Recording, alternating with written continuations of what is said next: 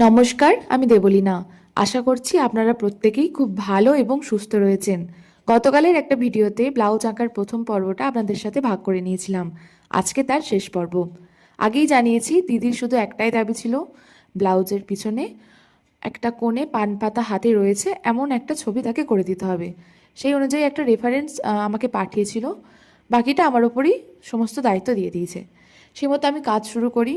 Reference থেকে idea নেওয়ার পর পুরো কাজটা আমি নিজের মতো শেষ করেছি। আশা করছি আপনাদেরও ভালো লাগবে, তাই ভিডিওটা শেষ পর্যন্ত দেখতে থাকুন। আমি প্রথমে পেন্সিলে এঁকে নেওয়ার পর বেশ কালার করে নিয়েছি। আর দিদি যেহেতু এই ব্লাউজটা গায়ে হলুদের দিন পরবে আর লালের ওপর হলুদ রঙটা খুব ভালো ফোটে, তাই শাড়ির রং হলুদ রেখেছি, তার সাথে ম্যাচ করে ব্লাউজের রং সবুজ। তারপর আর কি, কনের সাজগোজ, গয়নাগাটি, মাথার মুকুট, ওড়না সমস্ত কিছু দেওয়ার পর ঠিক এমনটা দেখতে লাগছিল।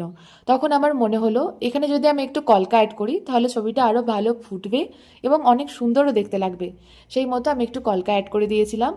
তারপরে এক এক করে আমি ব্লাউজের গলার দিক, ব্লাউজের হাতা সমস্ত কিছুতে একটু অল্প অল্প করে ডিজাইন দিয়ে দিই।